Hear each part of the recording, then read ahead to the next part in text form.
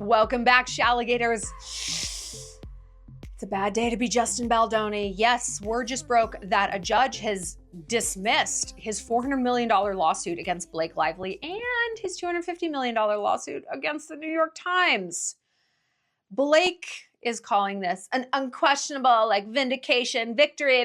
Like, she's just going that route. Fucking bitch. But is this an unquestionable victory for her, or does Justin still have a shot? We're going to break all of it down. I'm going to do my best to break down the legal parlance here because I am just a potato on the internet and I'm using my little reptile brain as hard as I possibly can at all times. I found a baby duckling this morning, like abandoned baby duckling, and my whole world is now duck colored. So I'm a new mom, right? I'm a new mom, and I have mom brain. I have duck mom brain. Follow along on my Insta. You can see the duck saga updates. We're going to have to find a duck home for him. I want to keep him. I would breastfeed this thing. Like, isn't this what we dreamed about when we were little girls? Finding an animal that's your new best friend. Anyway, we're going to talk about Blake and Justin, but we're also going to talk about the larger issue, which is when a bully wins.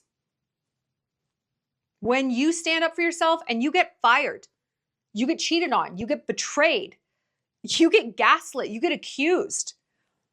When you fight and you lose, what's next? There might be another move for Justin. What if there isn't for you? How do we deal with that? Where do we go from here? How do we get our head around this? Well, I take a lot of L's in my life. I always have. I risk big, I lose big.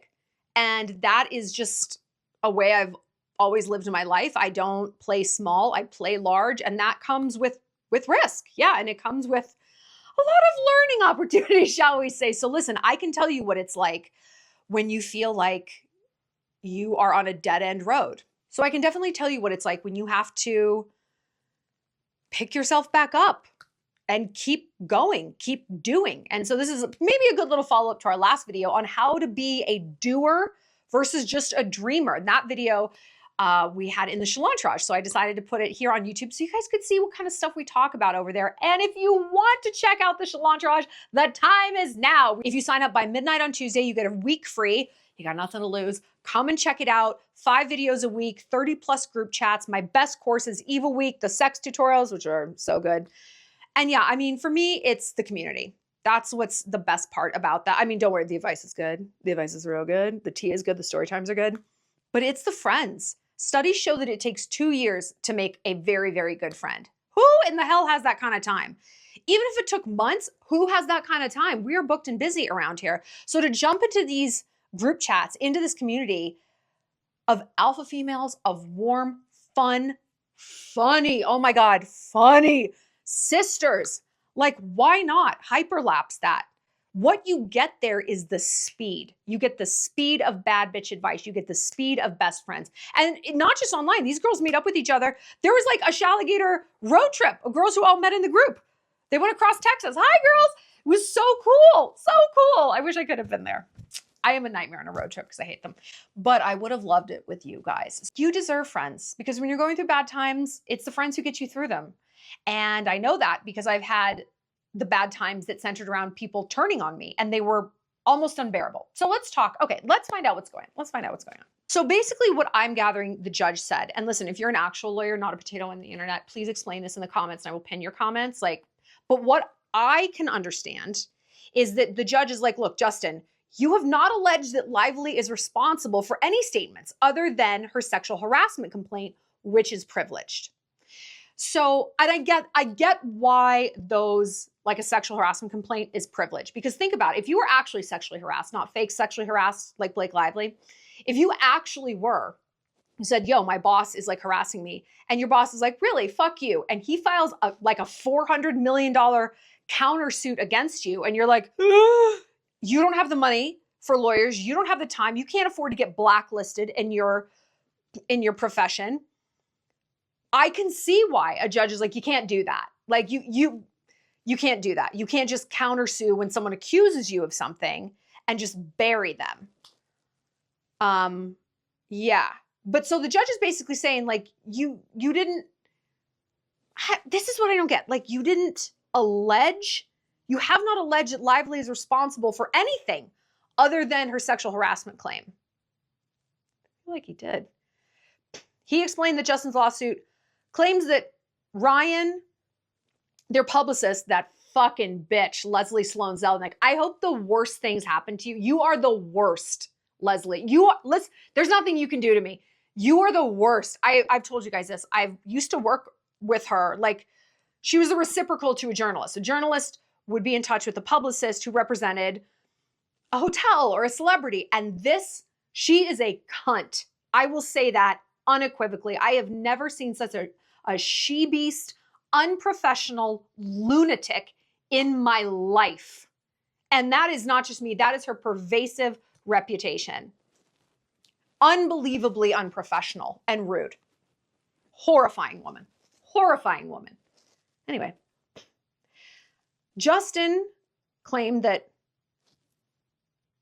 Ryan and Leslie made additional statements accusing Justin of sexual misconduct, and that the Times made additional statements accusing Justin of engaging in a smear campaign. But, the judge said, Justin has not alleged that Ryan, Leslie, or the Times would have seriously doubted these statements were true based on information available to them, as is required for them to be liable for defamation. I don't understand that. Can someone explain this? I'm so sorry. I usually understand these things. I don't understand this. The judge he's giving Justin some time to amend the lawsuit, as I understand it, where it's like, hey, you didn't include these things. Here's a pen. Do you want to like put them in? Do you want to amend this? It almost feels like he's throwing it out based on like clerical things. Like, you didn't phrase this right. You didn't put these crucial sentences in there, which, if that is true, and again, I'm not a lawyer, so if I'm completely misinterpreting this, I'm so sorry. If that is true, and if I were Justin, I would look at my lawyers and be like, are you fucking kidding me? Are you fucking kidding me? You didn't write this correctly? I would lose it. I'd lose it. So Blake says, we said from day one, this lawsuit is a sham and the court saw right through it. We're looking forward to the next round, which is seeking attorney's fees, treble damages, and punitive damages over the abuse litigation. Ha ha ha ha, we win, said Blake. Ha ha ha ha. Blake. Here's a phrase for you, B, if you're listening. You're going to want to put this in your back pocket because you might hear this a lot. You can win a battle and lose a war. Let's pretend that Blake actually has a victory here, that this is a W for her. This is a win the way a pyrrhic victory is a win. Do you know what that reference is? So King Pyrrhus was a Greek king in like modern day sort of Albania, Greece, like that region. And he fought off the Romans. But to the point that he decimated his own forces, bankrupted himself, ruined his city. And so now we think of a pyrrhic victory as something, it's like, well, technically you win, but you destroy yourself so much in the process, it's actually a loss. It's actually a loss. This is Blake Lively's win. It is a pyrrhic victory. She might have won the battle, and I'm considering the battle this lawsuit. The overall war is the thing that no judge can give you, Blake. It's the thing that no amount of money can recoup for you, and that is your reputation. It is also Taylor Swift hating you now.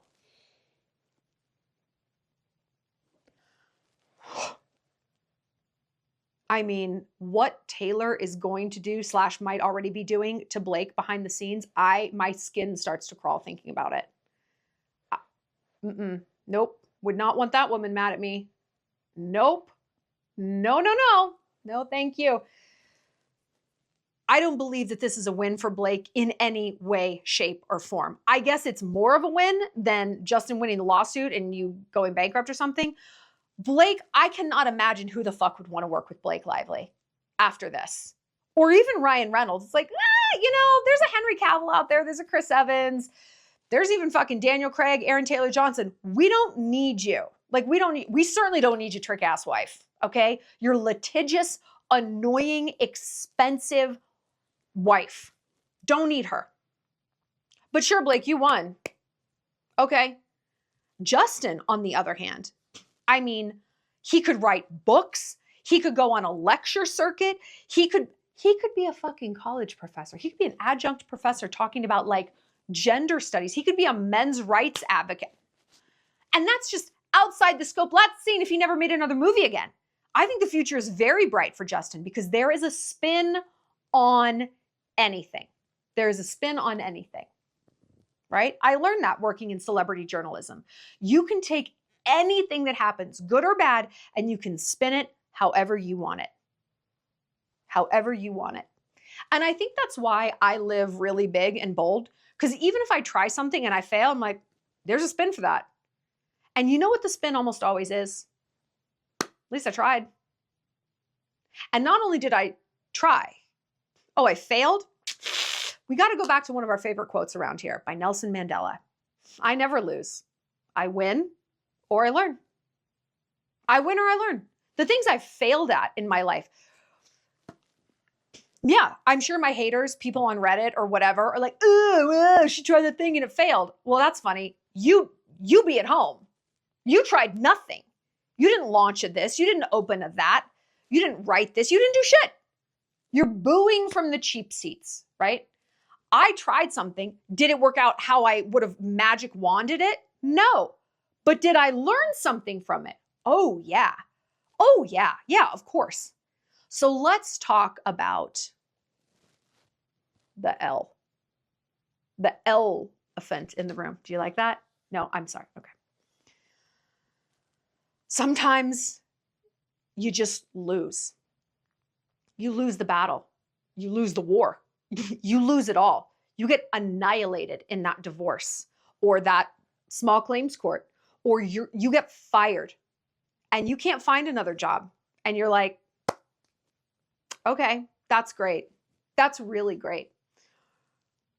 Before I like joy wash this, it's like, no, this is great for you.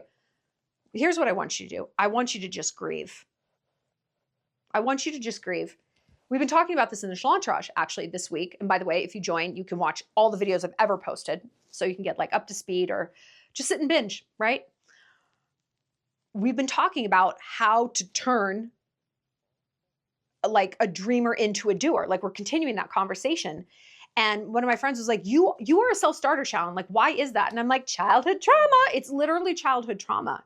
That's part of it. And I talk a lot about, hopefully not too much, but trauma in there. And some of the most awful traumas in my life, it wasn't what happened. It was that I was told to move on. I wasn't allowed to feel it. I was told, oh, you don't even care. Girl, you don't even care. Oh my God. Yeah. No. How about that? You liked it. You loved that public thing that someone did. You loved that. That was great. Who cares? I cared because it happened to me. But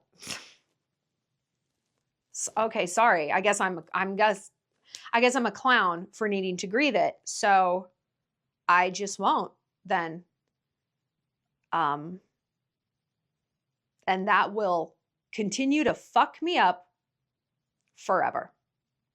If you break your ankle, no one's like, just keep walking on it. Just walk it off. You're fine. You're fine. I mean, I'm sure people do give someone, they give people that advice all the time. And you know what that leads to? Chronic pain. Chronic pain.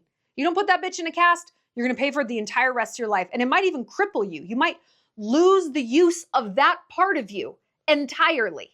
If you don't give yourself the time to grieve and just feel it, you will suffer for a very long time. A very long time. And this is the thing with grieving. Do it in private. Do it in private because you can be messy in private. You can, and this is something I do when I'm really in pain. I will literally writhe around on the floor. I'm not putting this shit on the internet. Shouldn't even be talking to you about it. But I will I will writhe, like throw a tantrum. And before I throw this tantrum, when the horrible thing happens, right? When I see a man I love out with another woman and her parents, when I find out people are posting my address, in that moment, if someone said to you, writhe it out, go into the pain, your response is probably going to be something along the lines of, I can't because I'll never come out. I will get down on that floor and I'll never get back up again. I will start to cry. I will start to wail. I will start to grieve. I will start to look at it and it will swallow me whole. It'll swallow me whole. And that, I have very good data points of the times that I believed that. I can't look right at it because I'll never get back out. And the times that I'm like, I don't know that I'll get back out, but I know I can't hold this. I can't keep calm and carry on. I can't keep a stiff upper lip. So I'm getting down the floor and I'm going to writhe. And guess which things still haunt me? These ones. And I mean big time haunt, big time trauma, big time complexes, big. Even if the thing I'm writhing about is bigger, the things that I wouldn't let myself feel, process, acknowledge, admit, that was horrible. That was humiliating. I'm so fucking upset. I'm so scared. I'm so disappointed. This is a nightmare. This is a nightmare. When I refused to give myself that comfort, ooh, baby, did it stick around. The psyche just wants to be heard. She wants to be heard. And like anyone who wants to be heard, eventually they'll stop talking, right? If you just give them, hey, open mic, like, let me tell you something. You don't believe me? Think about the last time you dealt with a customer service issue, right? And the person you were talking to was like gaslighting you and making you think that you were crazy for wanting, I don't know, a bouquet of flowers delivered that weren't dead. And you get angrier and angrier. And I want to talk to your fucking manager. You go real Karen. I want to talk. Who else is next? I mean, I do. The storm just keeps rolling. But I will never forget one time, like I had a cleaning lady in New York and they came over and I swear to God, they left the place dirtier. I don't know what she did. She brought a bag of dust. Someone's ashes was just shaking it everywhere. And the guy got on the phone. I was like vibrating. I was so angry. It was this guy from Alabama. And I was like, they left it dirty and they didn't do this. And he's like, well, shoot. When someone tells me they're going to do something and they don't do it, well, now that's when the trouble starts. And I was like, Ray, thank you. Oh, cowboy. Oh, hi, sweetie. Well, I'm sorry. He's so mad. He's like clawing at them. I'm sorry. Did me doing my job get in the way of your third nap today? To just be acknowledged in that moment, I was like, Ray, yes, I remember it. It was like a decade ago. I remember it because all I wanted, the lesson there was all I wanted was to be heard. Now, instead of Ray, a nice man from Alabama, think about your psyche. If your psyche was like, ah, and you're just like, yes, girl, I get it. Suddenly, you guys are, it's you against the problem. It's not you against each other. It's not me against Ray. It's me and Ray against the problem. And just that, just thinking I now have someone on my side. I now have a teammate in this. I'm not crazy. Gives you that boost to get through it. And you know who the best teammate of all is? You. Your own mind, your own psyche. So you're allowed to sit and grieve. Nay, you must. You must. You must. Okay? Next thing I want you to do, I want you to listen to some people who have gone through shit. And I'm not talking like Holocaust survivors because, oh my God, like in the Olympics of suffering, like, hello. I'm talking about like, pick someone in your lane of pain, in your pain lane right now. Say that like you launched a business and you had to fucking close it. And I mean really close it. Like the flower shop is done, the bakery's not happening, the loan didn't come through. Yeah. I want you to listen to some podcasts. I can't think of any off the top of my head. Shoot. If you know some, put them down in the chat. But like, I think Wondery, the podcast network, does a lot like Business Wars. They do Business Wars or like How I Built This. anything where they're talking to like CEOs, entrepreneurs, startup people, anyone, or read like biographies. Like if you need a handbook on suffering, read like Elizabeth Taylor's biography. Oh my gosh. What the point is you see that success does not move like this. It's back, it's forth, it's up, it's down, it's all over the place. And it's easy to be like, yeah, I know that. Like, I know that. Do you? Do you understand though that you were on that same path? That should give you some solace to think, you know what? Elizabeth Taylor had some serious heartbreak in her life. Elon Musk was borrowing money for groceries after he had sold PayPal. Like that man went boom and bust a million times. It's going bust right now. Aren't you glad we don't have a woman in the office because they're so emotional? I didn't want Kamala, or however you say her name. I don't care. I don't care to learn it.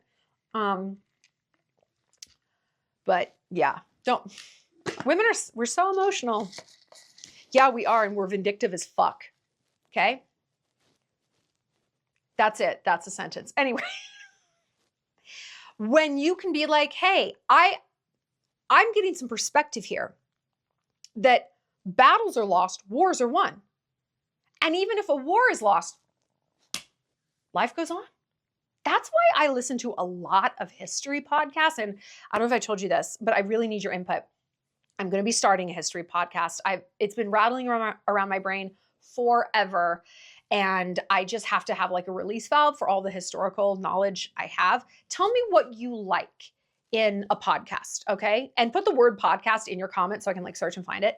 Do you like two people? Do you like one person? Do you like to be more conversational like these videos are? Do you like it very slick and produced with like music and it's and very well paced and highly produced? Tell me what you like because everyone's different. And I think on different platforms, we like different things. Like maybe a YouTube video can be more messy, but maybe a podcast is more like polished. I don't know. Very curious what you guys think. But yeah, I'm hoping to get that cracking this summer and have it released by the fall. Because anyway, I don't know how we got on the subject. Oh, history. Seeing the ebbs and flows of history fills me with a lot of peace. It's like, you know what? What's happening with Russia and Ukraine very closely mirrors what happened with the Roman Empire in Alexandria and Egypt. This mirrors that. This is the way that cycle goes. Things swing this way and then things swing that way. And when you do something like this, something like that eventually happens. I get a lot of peace out of that. It gives me more predictability for my life and for the future. And it gives me a sense of when to worry and what to let go. It's going to come back around. This is not the end. It wasn't the end for this person. It wasn't the end for that empire. You just never know. Okay? But start to inhabit the mindset of elasticity. And right now, when you're in like, when your mind is in that terrible wallow fear place, it's not elastic at all. It's fear. Fear tells you this is the end. Holy shit. What's coming through that door? What's under that bed? What's that sound? What's that animal? It's our most primal response system. And we need that to keep us alive, for sure. But when we're dealing with problems that aren't actually life or death, and our fight or flight doesn't actually need to be kicked in, it is up to us, an evolved species, to say, okay, hold on, reptile brain. Our fight or flight needs to just take it down a notch, okay? We need to take it down a notch. And we need to pull back and we need to look at this through a bit more of a nuanced lens. So I didn't get into that grad school program. Okay, does that mean I'm going to be like mopping floors in a high school for the rest of my life? No. My fear brain right now is telling me, yes, you're going to be mopping floors. You're going to have a bunch of keys on a key ring in a Carhartt zip-up thing. Probably not. Probably not. Which leads me to the third thing you're going to do. First, you're going to grieve. Then you're going to get eyes on other people who have trod this path, who have had some serious setbacks when truly it felt like all was lost. And I know right now in this moment, you're like, all is lost. Maybe that's the case. Maybe it isn't. Maybe that's the case. Maybe it isn't. All right. Then you're going to pivot to the autopsy.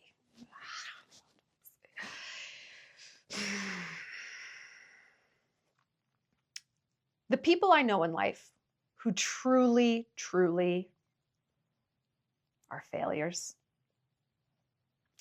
they don't do an autopsy. They don't do an autopsy. What is an autopsy meant to accomplish, like an actual one? You're going to cut something open and you're going to figure out what the fuck happened. Why did this happen? How can we prevent this from happening again? Who do we hold responsible for this? Was this an accident? Was this dumb luck? Or was there something about this loss that could have been prevented? Like the bullet that went straight into its head. Could that have been prevented? Probably.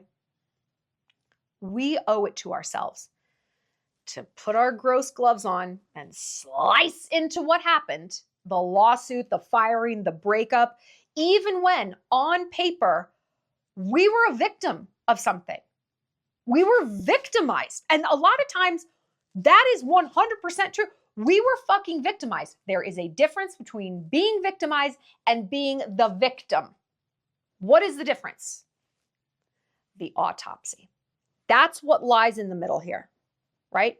That is the obstacle to the victimhood, to the victim narrative, to living that label, right? It's the autopsy. Because what an autopsy is really meant to do is give you back a sense of power.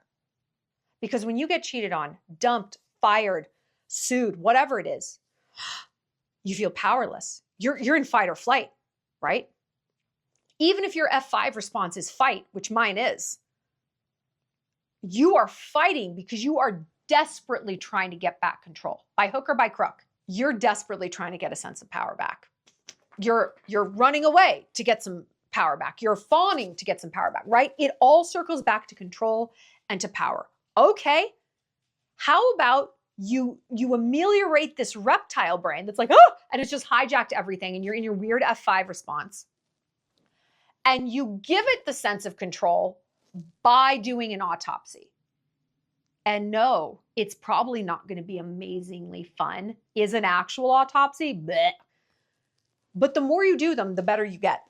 And the gross factor wears off. I am an expert at an autopsy by now. I can break it down. I can diagnose, okay, what did I do wrong? Let's look, what were the red flags? What advice do people give me that I'm like, no? What research did I not do? When did I self-gaslight and not really want to read the writing on the wall? Why didn't I want to read it? You know what that usually boils down to? Trust. I cannot accept that this product isn't selling. I cannot look at that because I don't trust myself to get back up after I stumble. I can't trust myself to weather the embarrassment of something failing. Spoiler alert, I don't know that anyone gives a fuck, right? About any of the things we fail at. Like, you're embarrassed that someone cheated on you? Why the fuck would you be embarrassed? Why would you be embarrassed? That monster should be embarrassed. They're the clown. They're the embarrassing ones. Not you. Not you. What, because you trusted someone? You're supposed to trust people. That's the whole point. What's your alternative? You're embarrassed you got fired? Why? Because I put a lot into that company. You're supposed to. That you believed in it. You should never feel embarrassed by this, but that's the natural response, right? That's a natural response. You trust that you cannot weather that. You cannot look that in the face. Or this is the blank you yourself need to fill in. Why couldn't I read the writing on the wall? Why couldn't I acknowledge those red flags? Why couldn't I maybe walk away? And the answer might be, I didn't see red flags. I was a great employee. I just got downsized and laid off. And there's no bad blood, but I'm freaking the fuck out right now.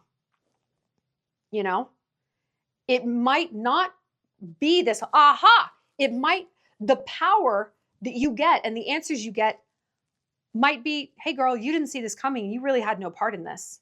But at least then you're going to know. You're going to know. And because you did this emotional work and really looked at it, and listen, if you are feeling like truly looking for extra credit, ask people around you, should I have seen this coming? And you don't know what they're going to say. They might be like, this startup was always pretty volatile, right? That guy was always pretty volatile.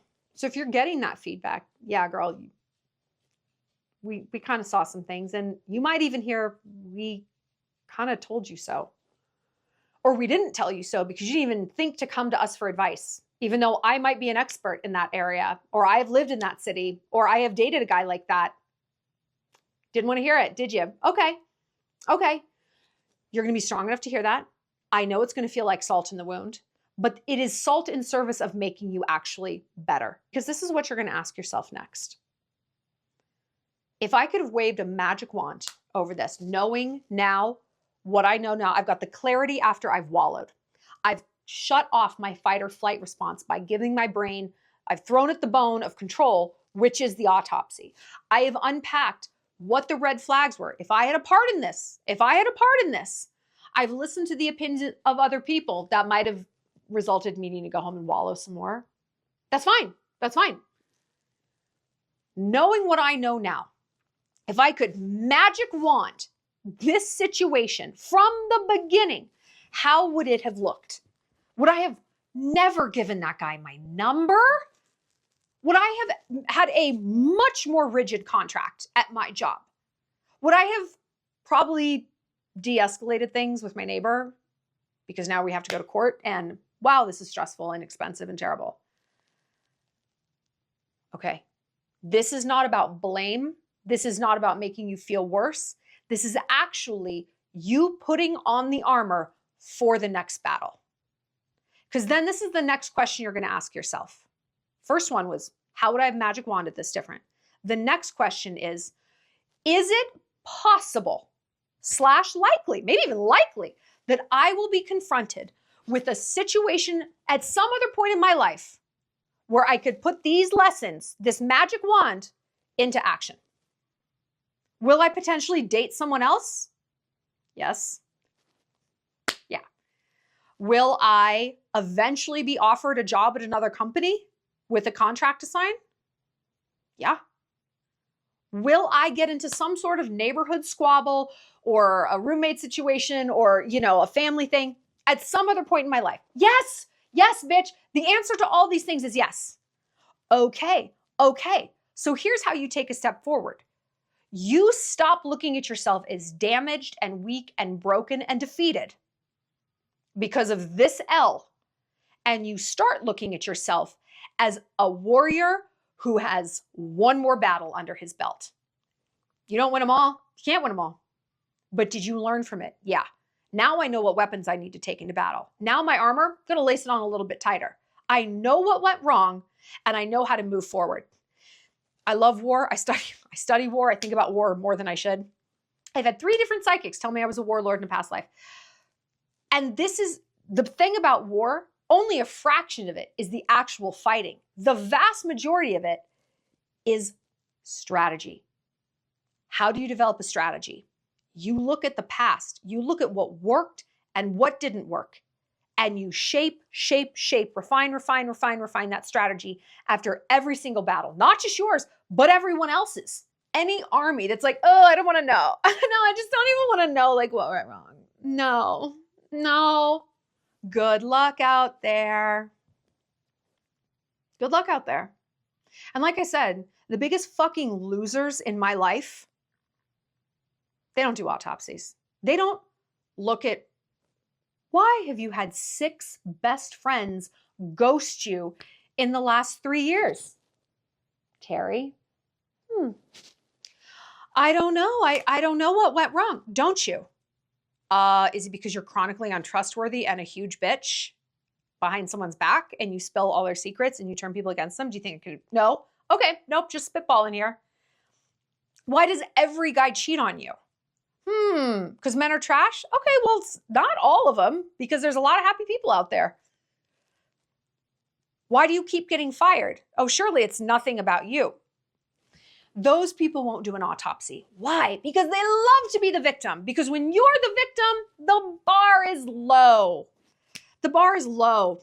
And when you fail, as victims always do, that's literally how it goes. That's the definition. You don't get to be like, I'm a winner, but everything bad happens to me. Nope. Only one of those is true. Only one of those paths you can walk at once. When they're the victim, nothing's their fault. That's cool. So when their life turns out shitty, it's not their fault. When they're super fat and out of shape and they sweat while they tie their shoes, it's not their fault. That's not their fault. That's not their fault. Okay. They're great. And guess what? Guess what happens? It's a self-fulfilling prophecy. Those people are constantly re-victimized because of people like us, the strong, not the evil, the strong, the strong. You are either predator or you are prey, and there is nothing in between. There's nothing in between.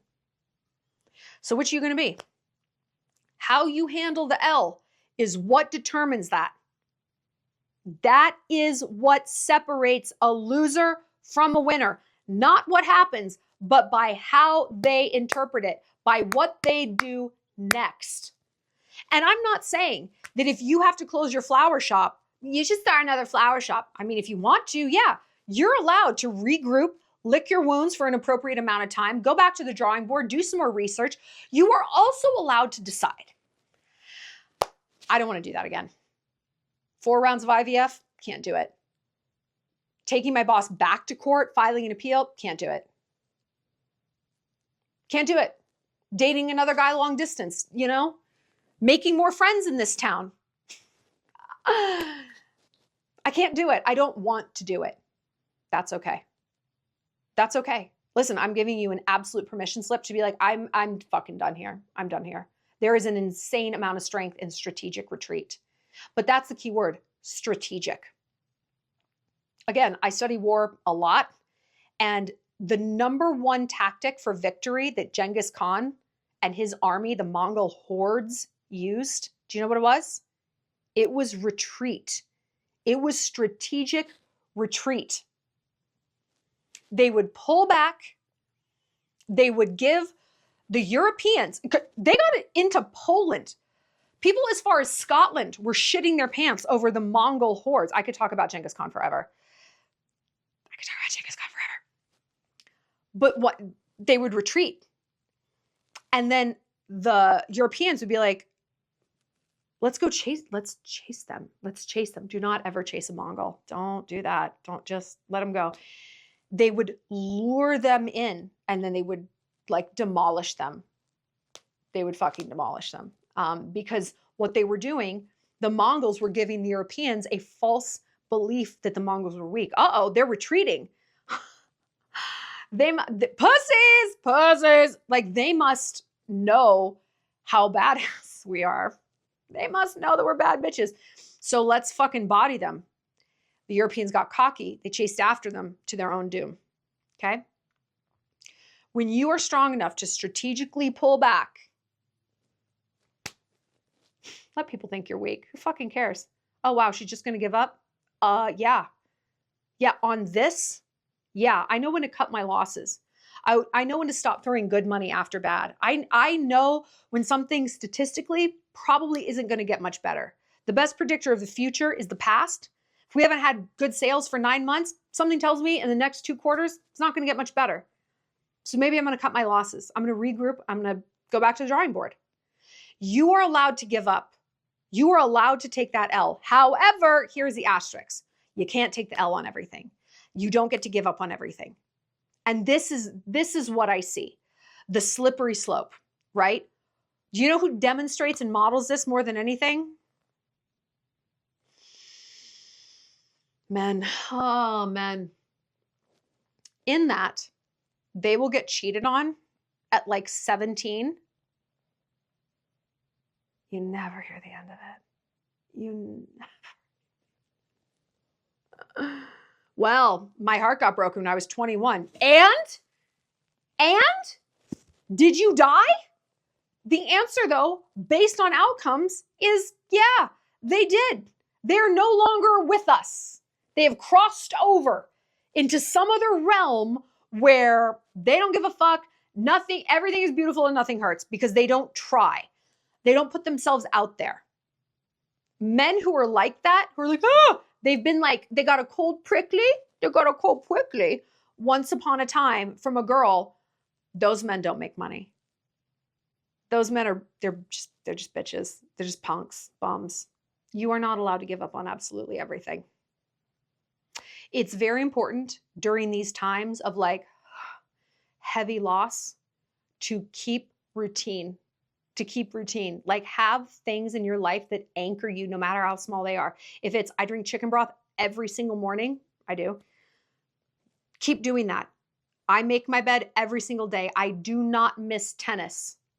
I do not walk the dog. I do not skip church. I do not skip leg day. I keep reading my book. Whatever you did in the before times, do it now. Do it now.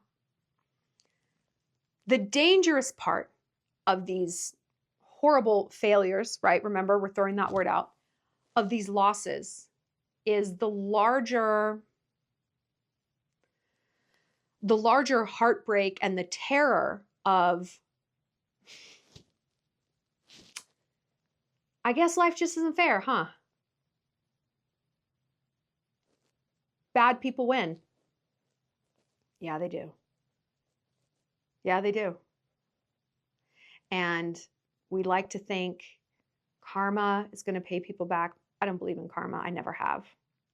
Like I said earlier, I've had multiple psychics, like tarot readers, just in that sort of realm, multiple tell me that I was a warlord in a past life. Not a leader, not a soldier, a warlord. And look at the life I get to live now. It is pretty bomb. So I bet the victims of mine when I was Genghis Khan or whoever I was, Kublai Khan maybe. I wasn't Genghis. But some minor warlord. They're probably up in heaven being like, wow, really? She's an influencer? Okay. Her extensions perfectly match? She set our village on fire. And that's fine. There's no fucking justice, dude. There is no justice. And that is a brutal truth. I believe that to be the truth. And listen, if you believe otherwise, yes. Keep believing that. Keep believing that God is going to pay them back. Keep believing. I like to think that if there is a justice, I think it's I don't know that it's the hand of God that smites my enemies. I think it's my enemies smiting themselves. Like my friend who scorched 6 best friends, and I'm one of them now. I don't need God involved in this. She is doing a perfectly good job of destroying herself. My evil boss who harassed me and fired me and all that shit, he got run out of town because he did it to enough people. How you do one thing is how you do everything. How you treat your friends is how you treat everything. Are you fundamentally loyal, smart, hardworking, mostly good? Or are you a shifty, scamming son of a bitch? Guess what? Eventually, that person will run afoul of someone who's like, A lot of times, that's me. And I pride myself on that. I pride myself on being the thing that bullshit breaks against. Because I don't like people like that. I don't like them. And I don't believe in the justice system. What a ridiculous name. I don't believe in karma. I believe in me. I believe in consequences for behavior in this earthly plane. I believe in boundaries. I believe in no. I believe in cutting people off, taking what's yours, taking power, and casting them out if they're not treating you properly. Sorry. But at the end of the day, great businesses fail. Wonderful people get cheated on. Good Samaritans get hurt. And if we're looking for logic in that, and if we're looking for the bigger picture, it can be a very uncomfortable thing. It can be a very painful thing because you might not find it. But what you can find is the belief that someday this will make sense. And I'm gonna put a big bracket around that, right? I'm not saying that someday the loss of a loved one, you're gonna be like, yay! No. I'm not saying that someday a horrible incident that happened to you when you were a child is gonna be like, woo! Content. No, okay? I am putting brackets around what I consider normal fails. you lose a job, someone cheats, a friend betrays you, you get run out of town, your business goes belly up. I am going to say that hopefully, and it isn't, I take that back. It isn't a hope. Let's just hope and pray. Fuck that. Fuck that. We're not hopers, we're doers, okay? If you grieve it, if you autopsy it, if you get eyes on other people who have been through this too, and see where their story took them and what their next act was. If you look for ways to learn from this and tell yourself, okay, next time a situation like this comes along, I am smarter, I am stronger, I am wiser, I am faster, I am deadly now. Then you don't have to hope that everything's going to work out. You don't have to wait for fucking karma, because you're moving. You're moving on. Doesn't have to happen overnight, girl. It absolutely does not. It absolutely does not, right? And you are allowed to be bothered and upset and bereft. And you're allowed to give up on that thing. You're not allowed to give up on everything in that category. You're not allowed to give up on ever starting another business, ever writing another book, ever designing another t-shirt or loving another man. Nope, you're not. You're not. And like we said in the last video about graduation, and if you're a dreamer or a doer, if you decide, I'm just going to give up, then bitch, claim it. Stand on business. Look yourself in the eye. Have a little fucking party for yourself. And I want you to get up there with your karaoke microphone from Amazon and be like, hey guys, thank you for coming. I just brought everyone here to let you know that I give up. And from here on out, I plan to be the most annoying person at brunch, right? Because I'm going to be engaging in an almost nonstop victim narrative. Can you hear me? Uncle Mike, can you pay attention? Thank you. It's about me now. It's always going to be about me now. Yeah, I just really need everyone to understand that no one has suffered like I have. No one ever will. I don't want to hear from your great aunt who survived Auschwitz. No, I don't want to hear from her. No. Could you escort her out? Thank you. Anyway, I have just decided, to give up. So please go fuck yourself if you're happy for any reason. I don't want to hear your advice. I just want to be miserable. Thanks.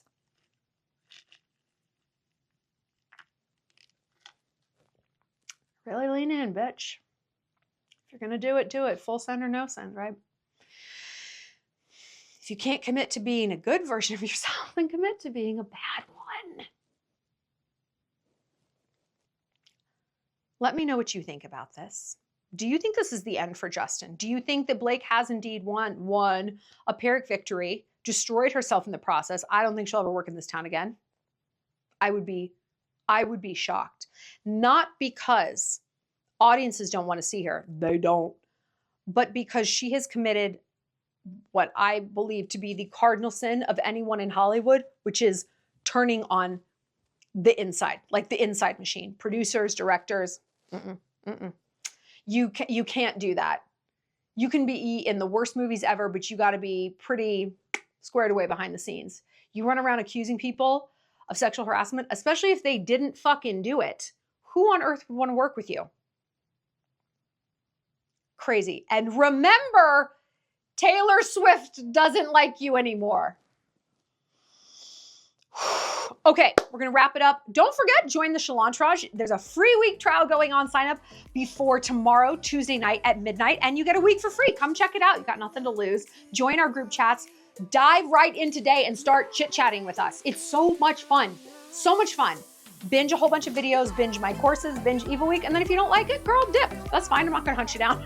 It's okay. It's okay. It doesn't have to be your forever home, but usually when girls come, they don't leave because we make it pretty fun. Okay, also, if you want to come other places with me, like IRL, come to Italy. We are going Rome, Tuscany, Florence in November. Links down below. And I think I still have one spot left for Montana for my 4th of July retreat. Don't miss out. It's all going to be great. All right, girls, I'll see you later. Mwah!